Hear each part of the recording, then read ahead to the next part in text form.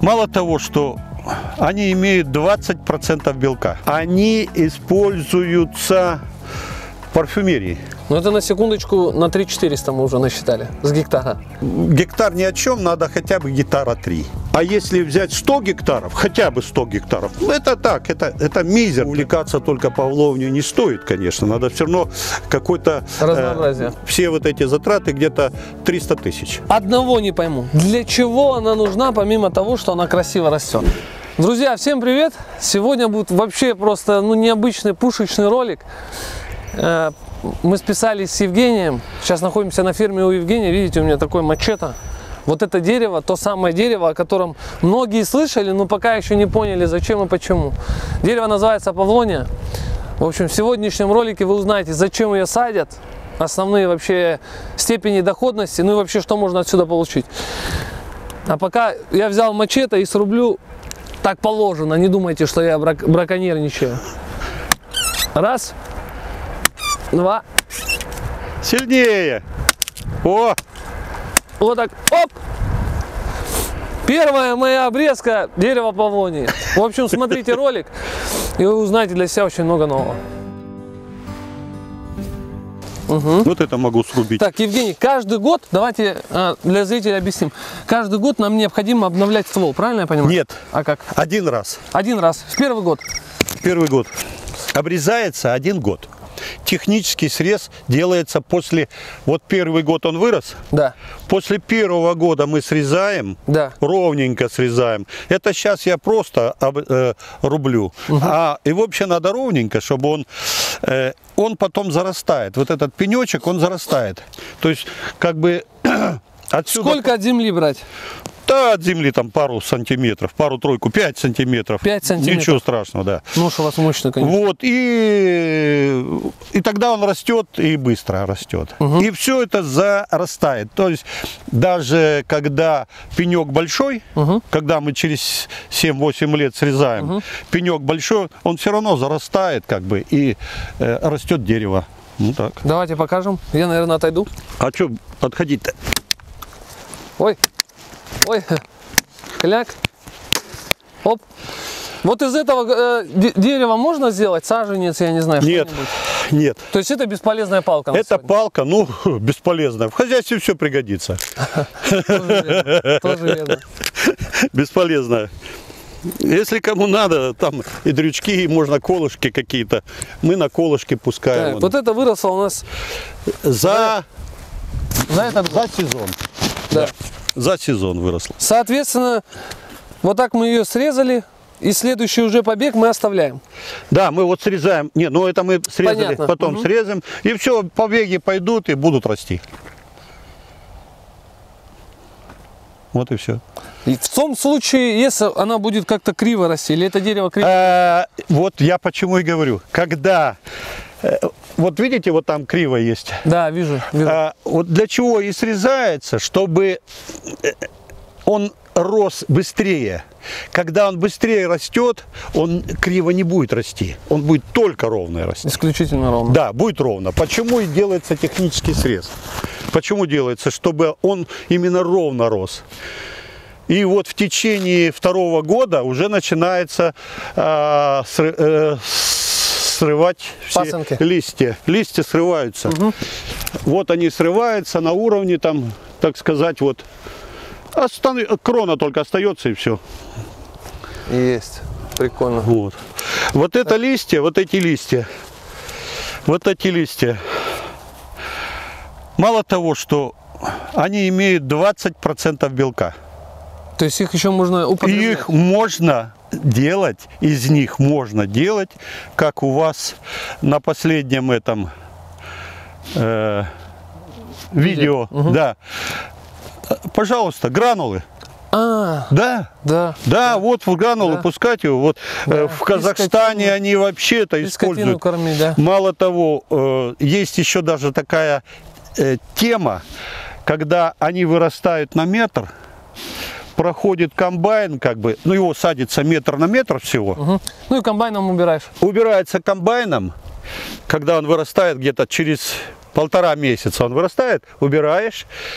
Он вырастает к осени еще раз на 2 метра и еще раз убираешь. То есть и вот постоянно ты ходишь, так убираешь его и все. Так, это вы павловнию, которую сегодня срубили? Это я вот срубил только вот сейчас. Вот сейчас срубил. Вот попробуй вот это. Ну, дрючочек вот этот. О, И ништяк. вот этот попробуй. а это высохло? Я ж о чем и говорю. Когда она сухая, она вообще вот легкая. Пушинка. Она на 30% легче, чем сосна. На 30%, представьте себе. Только представьте. Вот, да. Значит, мало того, если сосна растет там, условно, там 50 лет до диаметра 47 сантиметров, условно, до полметра, то за 8 лет павловния, за 8 лет может вырасти вот так. За 8 лет она... Одного не пойму. Для чего она нужна, помимо того, что она красиво растет? А рассказываю. Сколько направлений вот у этого дерева. Первое. Ну, во-первых, основное, которым мы сейчас занимаемся, мы занимаемся под посадки промышленные. Угу. То есть смысл в чем? Вот мы сейчас его посадим его. Да. Через садится, допустим, саженец 30 сантиметров. Так. Через 7-8 лет это дерево, реальное дерево, которому 45-50 сантиметров в диаметре. И высота за 8 лет у него где-то будет 12-15 метров. Так. Вот. На продвижении на высоту 6 метров убирается вся вот эта поросль. Так, есть. И получается дерево ровное дерево. То есть это промышленное называется древесина. Выше 6 метров она перерабатывается на биотопливо. То есть можно делать, как их называют, пелеты. Пелеты можно делать с них. Но это верхняя часть. Да. Можно делать с них целлюлозу. То есть это тоже строительный материал такой, который необходим для этих самых, для нашей картонажной фабрики, к примеру. Ну, это промышленное, но самое главное, это дерево. Так. Вот обратите внимание, насколько она легкая, правильно? Да. Когда доска, вот она когда высыхает, ее распиливает, доска на 30% легче, чем сосна. Мало того, делали эксперимент, брали сосну брали, досочку, одинаковой толщины, одинаковой длины, одинаковой ширины, вот просто один к одному. Павловния и сосна. Нагружали ее. Это 15 килограмм выдержала сосна, а это 32. Ну, прогнулась вот так. Вот так прогнулась. Но Играет. 32 килограмма. Играет. Да, играет, но она выдержала 32 килограмма. Представьте себе. Ну, то есть ее куда-то можно использовать в промышленные какие-то... А ее используют для что? Ее называют алюминиевое дерево. Почему алюминиевое дерево? Потому что оно легкое. Так. Ее используют для отделки судов, как авиация судов, отделка, понял. так и на кораблях. Почему? Потому что она не подвержена гниению. Короче, еще не гнет. Ну, действительно. Вот смотри, вот смотри, в одной руке спокойно. вот она вот уже год, попробуем, мы можем ее посмотреть, она не гниет. А, вот это и год? Да, вот она у меня, палка лежит год, у меня. Ее срезали в прошлом году. В прошлом году ее срезали. Значит, первое направление – это промышленное использование павловнии. Да. Второе направление – это декоративное. Есть. Декоративное, понятно, что лесополосы, Парки и так далее. парки и так далее. Мало того, вокруг надо всех свалок его садить. Их надо садить вокруг свалок. Почему? Они защищают. Они будут защищать свалки. И, во-первых, у них листва, у них потребление азота большое. И кислород они выдают, очень много выдают кислорода. из-за того, что лист большой. Вот и все. Ну, лист меньше будет, когда через 2-3 года меньше будет лист, конечно. Не такие лопухи. Не, лопухи таких не будет. Это только первые 2 года. Два направления мы разобрали. Третье направление. Вот когда цветок цветет, да. Пчелы. С гектара 700 килограмм меда можно получить. Меда примерно такой же мед, как с акации.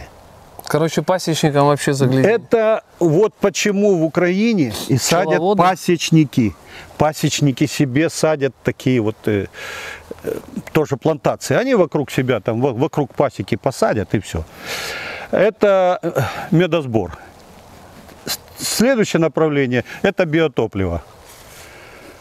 Ну, биотопливо. Там же отходы есть, наверху будет. Биотопливо. Это четвертое. Это четвертое. И пятое, значит, вот эти цветки, они используются в парфюмерии. То есть она еще и пахнет? Да. Типа, ну, как говорят, типа ванили какой-то. Вот типа ванили, что-то такое вот. Ванильного. То есть насколько широкий спектр? Спектр, да. Ну, во-первых, я скажу так. Это еще, мало того, он малоизученный еще спектр. То есть многого мы еще в этом дереве не знаем. А мы еще забыли животноводство. Ну как это? Вот оно, лист. Да, скотину можно. Ну 20% белка. Вы о чем говорите? Вот лист у него был, вот смотрите какой. Лопух. На лопух похож. Да. Был на лопух. Видишь, как отрывается хорошо. Легкий отрыв. Легкий вообще, отрыв, да. Как у ягоды. Значит, я здесь замерял, у меня было 60 где-то, 57-60 сантиметров. Вот это, Евгений, скажите, какого года посадка? В этом году. То есть за год оно выросло 2,5 метра? 3,5 метра. 3,5? Да, вот у меня здесь есть даже этот метр, я могу поставить 3-метровый. Нет, ну у меня 187. 3-метровый у меня есть, сейчас я могу принести ее. Не нужно. Ну я отвечаю за свои слова. Все, 3,5 метра выросло за этот год? За этот год. Значит, смотрите, вот эти вот, вот это сделано из семян. Вот это посадки из семян. Вот это посадки инвитро называется. Инвитро это клонирование. Ну да. Инвитро, да? Лабораторное клонирование. Лабораторное клонирование. Понимаю. Сейчас мы с ростовчанами работаем, с ребятами. Они вот это направление берут. Я им отправил материал. Они сказали, будем смотреть. Посмотрим. Как она вообще рассаживается, размножается, в какое время года? Вот, ну, давайте какой-нибудь. Размножается, ну, теоретически весной всегда садят его. Весной садят только саженцы маленькие. Да. Капелька. Обязательно капелька. То есть под каплю обязательно? Да, обязательно под каплю. Есть. Почему? Потому что, ну, вы понимаете, если весной садится, значит, либо дожди должны быть, либо полив. Есть. Полив первые 2 года для нее необходимы. Есть. Первые 2 года. Уже 3-4 год не нужен полив. Затраты, условные затраты на гектар. Где-то посадить, плюс капелька, все вот эти затраты где-то 300 тысяч. На 1 гектар? На 1 гектар. 300 тысяч. Саженцы сколько стоят? Саженец, все зависит от количества саженцев. Ну, я имею в виду от количества покупки. Ну да. Ну да, вы понимаете. Ну, есть можно заказ. 150, 100, 200. Да. Вот это 300 я брал, потому что мало брал. Но 100 штук брал, это мало. Вот, инвитро. Инвитро. Ну, инвитро, если ребята те будут, у них другие цены немножко. Это в другом месте совсем. Ну, этот парень себя... Есть. На гектар сколько растений садится? 620 гектар. Ой, 620 штук. 620 штук 620 штук, да. Значит, смотрите, получается так. С гектара, грубо, с гектара убирается... не пиломатериала, а в кругляке 200 кубов с гектара. 200 кубов. 200 кубов. Да, 200 кубов. Сколько куб у нас стоит? Куб на сегодняшний день примерно 17 тысяч рублей. Так, сколько Это имеется в виду кругляк, 17 тысяч. мы собираем... Сколько кубов еще раз? 200. 200 кубов. Да. Умножаем на 17 тысяч за куб. Да. Кругляка именно Да, берем. кругляк. Да. А если пиломатериал уже распиливаешь, ну а что там пилорамку поставил, это уже 30 тысяч рублей. Ну это на секундочку на 3400 мы уже насчитали с гектара. Это на какой год? 3400, это ж через 8 лет. Через 8 лет только. Я считаю 8 почему-то, потому что говорят, ну 7 лет. Я говорю, нет, 8, давайте. За пасеком. 3400, ну давайте на 8 то получается что у нас, по 300 тысяч что ли или что? 3400 мы нет, поделим... по 400 тысяч где-то. Мы поделим на 8, Да. Получается 425 тысяч. Ну 425 тысяч. 425 тысяч мы поделим на 12 еще. Сколько в месяц получается? Ну, 35 тысяч. В месяц. Худо-бедно эта плантация тихонечко тебе Нет, собирает. это я беру только лишь деловую древесину. А верхняя часть, пилеты, это то же самое. Такой же объем. Окей, меня знаете, что Такой интересует? же объем. Мы, допустим, через 8 лет срезали. Да. И отсюда пошла еще. С этого же корня пошла, садить не надо уже. И так можно 5 раз. 5 раз. Ну это граль какой-то вы уже нашли. Да, о чем речь идет? Так Это вы бы, реально извините меня, пол Европы уже засадили вот таким деревом. Германия, Франция, Болгария, да Украина вообще ужасно. Там Украина, весь юг уже начинают засаживать вот этим делом. Вот, ну там у них другой, как бы, интерес, кроме пиломатериала, это топливо. То есть им топить надо, да, топливо. Они в основном, там, большинство на топливо используют. Ну, это их вопрос, что они используют. Но они это садят. И большие площади садят. Вот задал ты вопрос по поводу посадки. Да. Весной садим маленькими саженцами. Ну да, да. А осенью садим большими саженцами. Большой саженец — это когда вот мы сделали технический срез, делается обязательно технический срез. То есть срезается, как я говорил, вот это полностью срезается под этот, вот так вот срезается. И отсюда начинает рост. Несколько штук сразу расти. Смотришь, который хороший побег, ты его оставляешь, остальные убираешь. И вот он пошел. И вот отсюда до 5 метров вырастает. 5 метров за сезон. Ну, гектар ни о чем, надо хотя бы гектара 3. Гектара 3. Гектара 3 для чего? Потому что надо, чтобы люди обрабатывали, ну, чтобы человек был занят. Практически он будет занят тогда, можно сказать, ежедневно. Если 3 гектара посадить. Да, 3 гектара. Ну, может быть, не так напряжно будет работать. Ну, вообще рекомендуют 10 гектар. Минимум. А кто рекомендует? Откуда вообще вся информация? Я объясню, откуда это все пошло. Вообще, откуда я взял это все дело. 3 года назад товарищ мне привез вот такой маленький саженец. Сербии. Павловнии. Вот, говорит, на, возьми, иди высади у себя и давай выращивай. Он привез там 3 штуки всего с Сербии. Ну, там красивый такой, лопухи такие, все. Ну, думаю, ладно. Ну, я его поставил, посадил там, где-то посадил, там что-то поливал. И не записал, неправильно записал название дерева. И я не мог найти в интернете, как с ним работать-то. Потому что с каждым деревом нужно определенно работать. Ну, и он у меня успешно засох. Скончался. Да. Но потом я, значит, думаю, что-то нет. Раз уж Вова что-то мне привез, значит, это что-то интересное. Докопаться до сути надо. Я у него спрашиваю, как называется дерево, все-таки ты мне скажи. Он мне назвал. Я тогда беру интернет и уже, пожалуйста, покопался. Очень интересно. Я заказал семена. Значит, в этом году, то есть, извиняюсь, мне пришли в январе месяце, в конце января. Я в начале февраля посеял семена. А где заказали? В Казахстане. Ребята там занимаются уже лет 10. Павлуний. Да.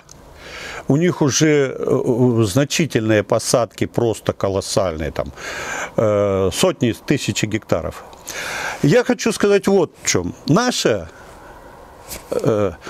любимое правительство, Так. сейчас у них задача,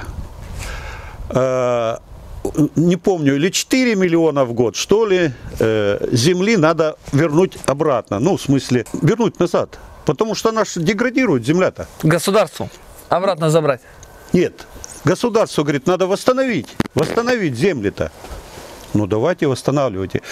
Сейчас, на сегодняшний день, по данным Greenpeace, нашего отделения Greenpeace российского, в Краснодарском крае не используется 8% земли сельского хозяйства, сельскохозяйственного назначения. 8%. Вы представляете, какая это цифра? Да. Это колоссальная цифра, это просто колоссально. 8%, можно сказать, каждый 10-й гектар не используется. Ну как это так? Такая земля и не используется. Ну, взять, я почему вот это вот обратил внимание на это дерево? Ну, вы смотрите, Горячий Ключ, Апшеронск, Лабинск, вот эта вся предгорная зона. Там же вся земля уже зарастает сорной растительностью. Не обращал внимания. Не обращал внимания. Обрати внимание. Вот ехать на Апшеронск, вот направо, налево, обрати Там внимание. лес везде. А это кажется. А вот посмотри на поля. А уже вот такие прутики. Вот как вот этот вот. Вот рядышком у нас кусочек 0,9 гектара, который 6 лет назад я просил его. Дайте мне его. Он уже зарос. Оно никому не надо. Но нет, не дали. Ну не знаю. Ладно, бог с ним. Вопрос не в этом. Вопрос в том, что на сегодняшний день 8%. Если взять даже вот по Горячему Ключу 8%, это большие территории, очень большие территории. Конечно. И я просто беру цифры, я просто оперирую цифрами. Так. Если мы 200 кубометров с гектара, с 1 гектара, а если взять 100 гектаров, хотя бы 100 гектаров, это так, это мизер для района, 100 гектаров, это мизер. 100 гектаров это, сколько получается у нас кубов? 20 тысяч, да? 20 тысяч. 20 тысяч.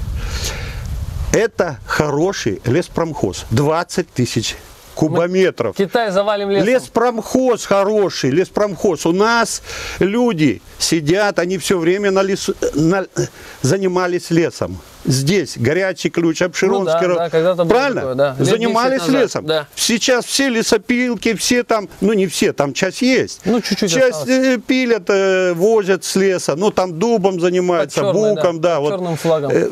не знаю, там черным, белым, не знаю каким флагом. Но вопрос не в этом. Мы можем спокойно возродить лесную промышленность, то есть переработку. Ну, посмотри-ка ты, лесопереработку взять, оттуда пошла, уже дальше пошло. И мебельная промышленность, пожалуйста, 100%. пошла. 100%, потому экспорт. что, а экспорт это 100%, потому что Китай берет сейчас, пожалуйста, Китай берет это, вот, без проблем. По статистическим данным, вот за 10 лет я там смотрел, они наращивают и наращивают и наращивают потребление. И не только Китай, многие страны. В Европу сейчас, пожалуйста, тоже берут. У меня интересный другой вопрос. Ага. Окей. Это промышленность. Мы только о промышленности. Мы сейчас только У нас промышленность. канал исключительно о промышленности.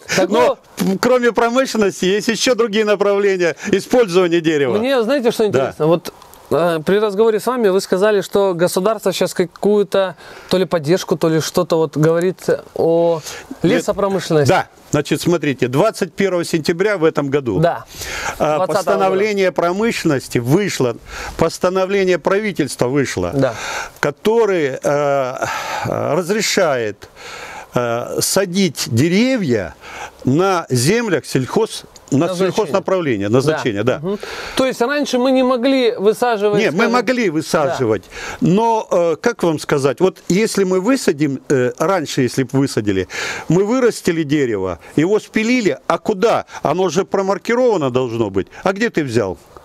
То есть по тем законам мы не имели права продавать, а сейчас мы имеем право продавать. О, как. Вот в чем суть вопроса. Да. Вот почему правительство и пошло, так сказать, и многие, так сказать, это как раз заслуга лесного отдела Гринписа.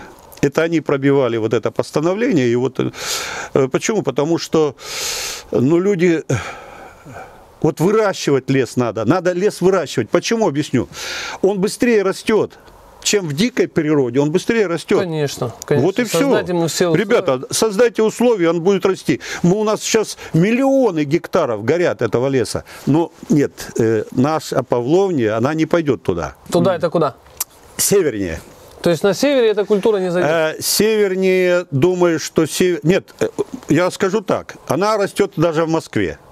Но она растет, ну, как сказать, декоративно. Да. Декоративно она растет. Но на промышленной, так сказать, еще пока никто не садил ее. То есть еще помимо всех вот этих вот промышленных, скажем, аспектов, ее можно декоративно сажать дома, она красиво растет. Да. Розово так. Вообще шикарно. Просто. Вы видели сами наяву глазами, вот как вот этот розовый цвет? Я видел. Нет, только картинку. Я только.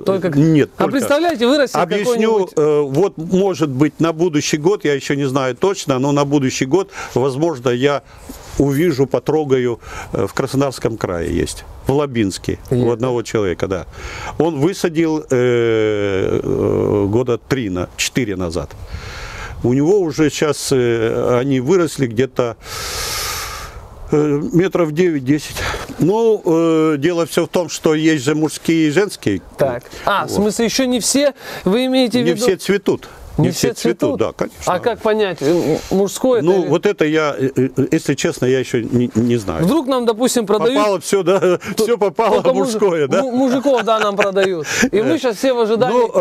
Ну, как мне говорят, что 90% это женские. 90% как бы. Вот. Ну, насколько это правда, я не могу сказать. Но тоже люди садят себе декоративно, представляете, а у них... Значит, я хочу сказать такую вещь.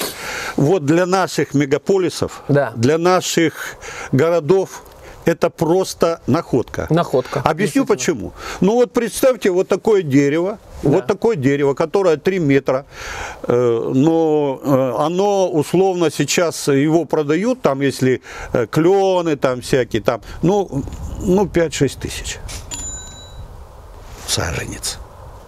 За 1 год, который вырастает. Ну и нет.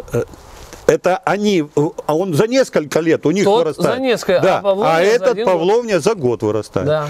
То есть мы его можем дешевле вам продать. То есть для озеленения. Конечно. Второй момент. Ведь это дерево растет значительно быстрее, чем клены, дубы, там все такое прочее. Не, я понимаю, что поголовно, так сказать, и увлекаться только Павловней не стоит, конечно. Надо все равно какое-то разнообразие. Почему? Там есть еще свои вопросы в озеленении-то. Должны быть продуваемость, там должно быть не выше такой-то. Ну да. Ну, то есть это свои. Да, это дизайнеры, пускай проектировщики думают. Наше дело вот выращивать только и все. Вы вот по своему опыту что скажете? За вот этим деревом действительно будущее? Я думаю, что да. То есть сейчас пока еще в России люди не готовы, не знают об этом? Еще не знают об этом. Нет, много знают, я вам скажу, что... молчат. Нет. Уже есть компании, они вот, крупная компания в Москве, там она, значит, да, она имеет филиал в Геленджике, в Дагестане, там еще где-то, ну, у них там филиалы есть. И они активно распространяют это все дело. Ну, якобы в Павловской у нас посадить должны плантацию, но я не слышал еще. Ну, как бы, я так думаю, что я бы услышал, ну, вот я постоянно смотрю, ну, это где-то бы, наверное, отобразилось, что... Откуда вы знаете, если вы не слышали, что... Ну, вот якобы... Не, они говорили, ну...